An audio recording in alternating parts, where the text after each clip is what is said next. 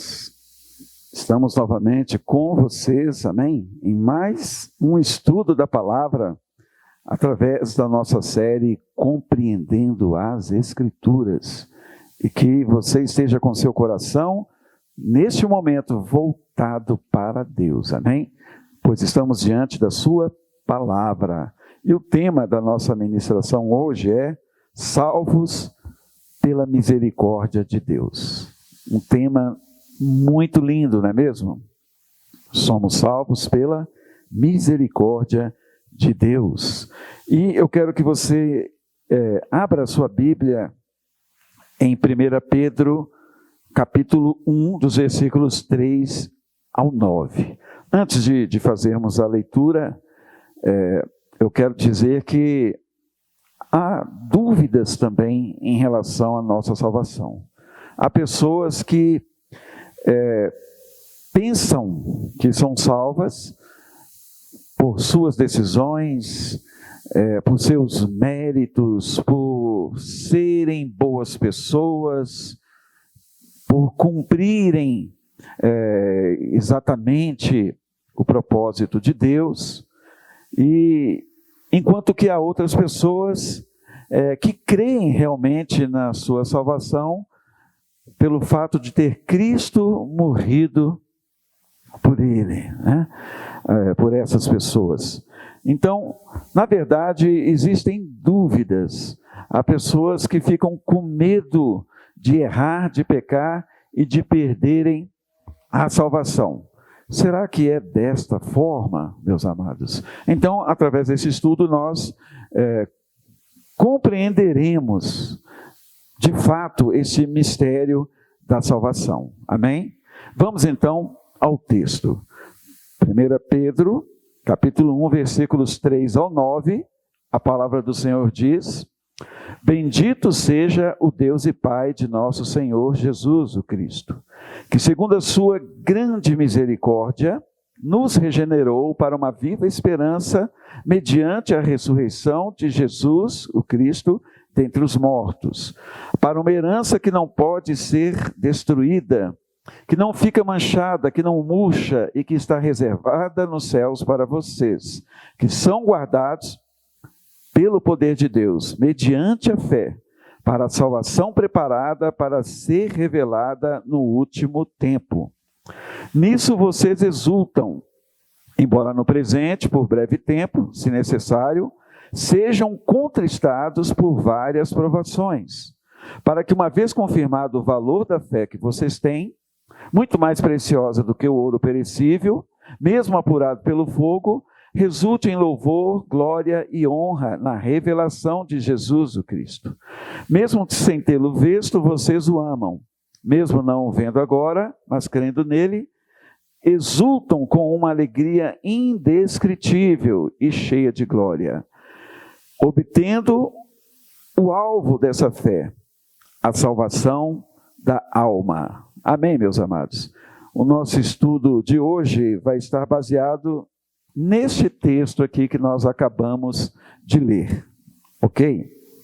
Bom, o contexto aqui, queridos, desse texto, dessa carta, Pedro, ele escreve aos crentes gentios e judeus, e principalmente aos cristãos gentios da época, que estavam sendo perseguidos, estavam passando por uma perseguição literal, muito grande, queridos, justamente porque estavam pregando que Jesus é o Senhor, justamente por estarem crendo realmente na palavra de Deus, crendo em Cristo, e por isso eles estavam sendo dispersos por vários lugares. Muitos cristãos estavam perdendo seus bens, suas casas, perdendo suas chácaras, os seus bens estavam sendo todos confiscados. Muitos também estavam sendo martirizados, ou seja, estavam sendo mortos pela causa de Jesus. Outros despatriados. E Pedro, então, escreve essa carta para encorajar a igreja de Jesus, que passava por uma severa perseguição. Essa carta, então, é para que os irmãos fossem fortalecidos, para que os irmãos fossem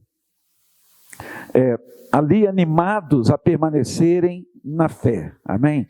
Devido ao sofrimento que era muito grande, causado pelos que não criam na palavra de Deus. Então é com esse intuito, meus queridos, que Pedro, ele expõe algumas verdades preciosas para nós, amém? Aqui nesse texto. Que todos nós, como servos de Deus, precisamos de saber, de maneira que vivamos uma vida vitoriosa, mesmo no mundo que é totalmente hostil à palavra de Deus. Vivemos num mundo hostil. E por crermos no Evangelho, nós muitas vezes temos que andar na contramão deste mundo. Então, com certeza, o que Pedro aqui expõe para nós, essas verdades preciosas, são de suma importância para mim e para você. Amém?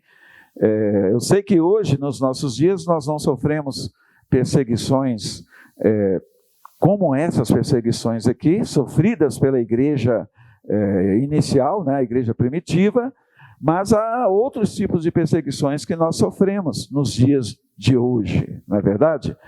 E então é muito importante compreendermos essas verdades. Em primeiro lugar, queridos, nós fomos regenerados pela misericórdia de Deus. Amém?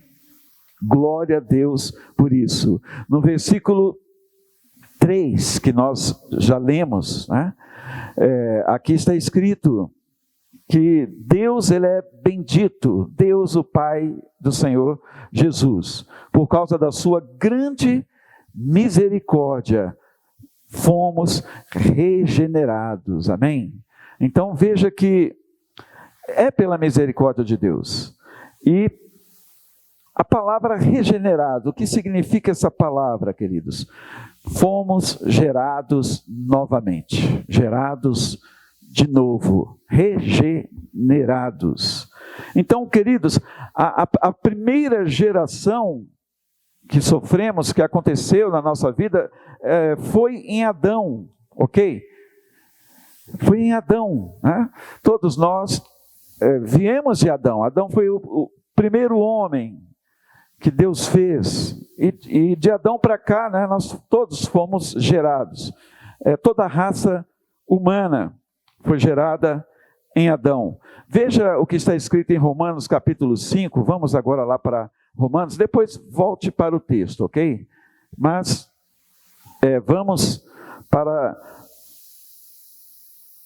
a carta escrita aos Romanos, capítulo 5, vejamos o versículo 12, o que diz: portanto, assim como por um só homem entrou o pecado no mundo, e pelo pecado veio a morte, assim também a morte passou a toda a humanidade, porque todos pecaram. Vejam que o versículo 12 nos fala sobre Adão. Tá? Então, por um só homem, o pecado entrou no mundo. Por isso é que todos nós somos pecadores, queridos, porque herdamos o pecado de Adão. Então, a primeira geração foi em Adão. A segunda geração foi em Cristo. Daí a palavra regenerados, ok? E nós, aqui mesmo em Romanos, no mesmo capítulo, agora o versículo 17, ok? Romanos 5, 17, a palavra do Senhor diz: se a morte reinou pela ofensa de um, no caso Adão, né? E por meio de um só, muito mais os que recebem a abundância da graça e o dom da justiça reinarão em vida por meio de um só, a saber, Jesus, o Cristo. É maravilhoso ouvirmos isto. Então, em Adão, nós experimentamos a morte, tanto a morte espiritual quanto a morte física, meus irmãos. Todos morremos, e a palavra diz que nós já nascemos mortos espiritualmente, né? Embora tenhamos a vida biológica, mas já nascemos mortos em relação à nossa vida com Deus. Então a Bíblia diz aqui que Cristo, Ele veio para nos dar vida, Ele veio para nos regenerar, e isso aconteceu através dos seus sofrimentos, da sua morte e também da sua ressurreição. Glória a Deus. A palavra diz que muito mais são os que recebem a abundância da graça e o dom da justiça. E isso só acontece em Cristo, queridos, não é na religião. Amém? Aqui diz: reinarão em vida por meio de um só, a saber, Jesus o Cristo. Então, se você recebeu a Cristo como Salvador e como Senhor de sua vida, você reinará em vida através de Jesus. Glória a Deus. E você, então, recebe a abundância da graça e o dom da justiça. Aleluia, é o que a palavra do Senhor diz, queridos. Então, meus amados, a palavra de Deus diz que a salvação é pela graça, é pela soberania de Deus, queridos. Isso é tremendo. Sabe por quê? Porque Deus decidiu nos salvar, queridos. Foi uma decisão de Deus. Ele decidiu nos salvar. Glória a Deus. Foi através da sua misericórdia, da sua graça. E não méritos nossos, não méritos humanos. Veja o que está escrito em Efésios. Vamos agora lá para Efésios. Efésios capítulo 2. Versículos 8 e 9. Está escrito: porque pela graça vocês são salvos, mediante a fé. E isso não vem de vocês, é dom de Deus, não de obras, para que ninguém se glorie. Então a palavra do Senhor é muito clara, queridos. A salvação é um presente que Deus deu a mim e deu a você. É pela graça, queridos. Amém? Aqui no versículo 8 diz que é através da fé. Queridos, até a fé vem de Deus. É Deus que derrama fé no nosso coração, para crermos em Jesus como nosso Salvador e Senhor. E eu faço uma pergunta para você: o que você fez para ser salvo? O que eu fiz para ser salvo? Talvez você responda: eu criei, eu tomei uma decisão por Cristo. Mas eu quero te falar o seguinte: antes de você crer, antes de você ter crido em Cristo, a graça de Deus te alcançou. A luz de Deus brilhou sobre a tua vida. E você despertou daquele sono da morte. Aí sim você creu. Aí sim você tomou uma decisão. Mas antes a graça foi que te tocou para que acontecesse isso. Você me entende? Então, foi Deus, na verdade, queridos, que decidiu nos salvar. Em João 3,16 diz que Deus nos amou de tal maneira que enviou o seu Filho único, unigênito, para que todo aquele que nele crê não pereça, mas tenha a vida eterna. Amém, aleluia. Amados, nós esperamos entrar nos céus, amém? Todos nós esperamos entrar nos céus. E baseados na ressurreição de Cristo, né? Porque Jesus ressuscitou. E a palavra do Senhor diz que pouco depois que Ele ressuscitou dos mortos, Ele penetrou os céus. E se Jesus foi o primeiro que penetrou os céus, queridos, um dia nós também, como igreja, entraremos nos céus. A nossa pátria está nos céus. Amém? Em segundo lugar, queridos, o crente em Cristo, ele herda a salvação. E essa salvação, ela não pode ser destruída, ela não pode ser perdida, queridos. Nós vamos voltar lá para 1 Pedro, ok? Voltaremos lá para 1 Pedro. E nós vemos isto, meus irmãos, aqui no texto, nesse texto, nós vemos que a salvação não pode ser perdida. No versículo 4 diz: para uma herança que não pode ser destruída, que não fica manchada, que não murcha e que está reservada nos céus, para vocês. Então, nós herdamos de Cristo a salvação. Cristo é o Salvador. Assim como nós havíamos herdado de Adão a morte, a separação de Deus, o pecado, em Cristo nós herdamos a salvação. Porque Ele se fez sacrifício no nosso lugar, Ele veio para buscar e salvar os que estavam perdidos, que éramos nós. Então, herdamos a salvação e essa salvação não pode ser perdida. Aleluia! Não pode ser manchada, meus irmãos, porque foi conquistada pelo próprio Jesus. Aleluia! Então, é o próprio Deus que garante a nossa salvação. Amém? A palavra do Senhor diz que Ele nos predestinou para a adoção de filhos. Ele nos escolheu para sermos santos. E Ele nos escolheu antes da fundação do mundo. É o que está escrito lá em Efésios. Depois você pode conferir. Amém? Lá em Efésios, no capítulo 1. Você verá isso, né? Deus nos escolheu antes da fundação do mundo. Antes de que existíssemos, nós já havíamos sido escolhidos nele. Por que, queridos, Deus garante a nossa salvação? É porque foi a vontade soberana de Deus. Foi segundo a sua vontade, segundo o seu querer que Ele fez isso. Né? E também pelo fato de estar guardada nos céus. Como o versículo 4 diz, está reservada nos céus para vocês. Aleluia. Glória a Deus. Amados, dos versículos 5 ao 7, aí do texto, eu não vou ler novamente esses versículos, mas você pode ler. O crente, mesmo passando por várias provações, até pelo fato deste mundo já estar no maligno, né? Este mundo, como eu já disse, é hostil à palavra de Deus. Então, mesmo passando pelas provações, o crente, mesmo entristecido em sua alma, pela batalha espiritual que é, né, servir a Deus aqui, o crente deve se alegrar por muitas razões. Amém? Nós não podemos focar no que está acontecendo conosco. Nós temos que focar em Deus e em sua palavra. Aí, queridos, mesmo passando por essas lutas, nos alegraremos. Amém?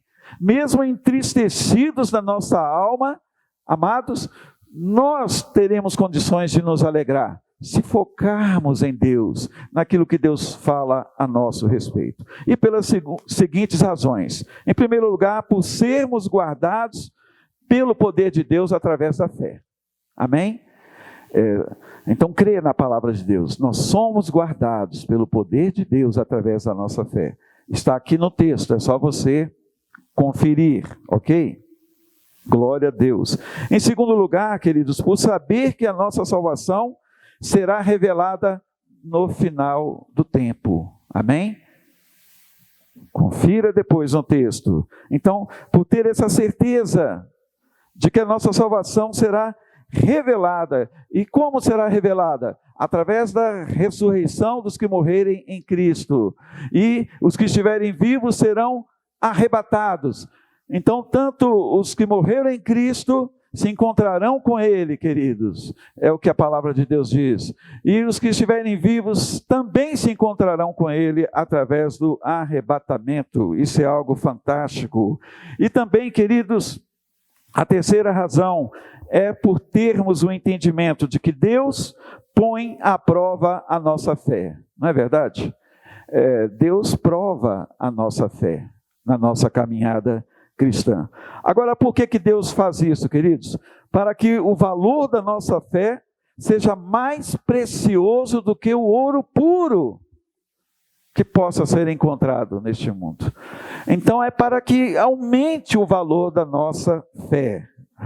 E também, queridos, mais uma razão, é por vivermos pela fé. A palavra do Senhor diz que o justo viverá pela fé. Então nós vivemos pela fé. Nós cremos na presença de Deus em nossa vida.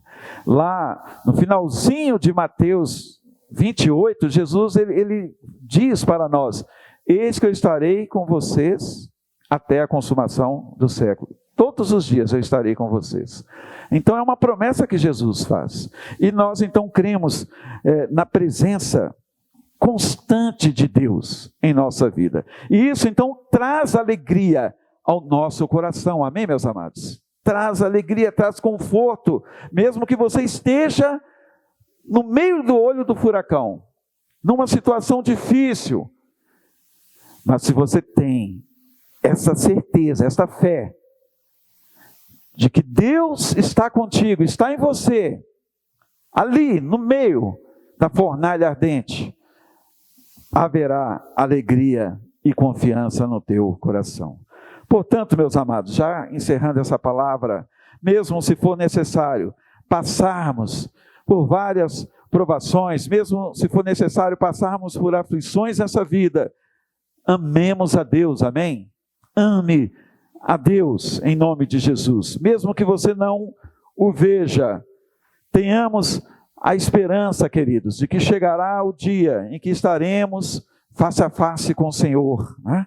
Diante da sua glória. Eu quero ler uma última referência agora, amém? Uma última referência que está lá em 1 Coríntios, capítulo 13, vamos lá para 1 Coríntios, no capítulo 13, versículo 12, isso, 1 Coríntios 13, 12, a palavra diz assim: porque agora vemos como no espelho, de forma obscura, depois veremos face a face.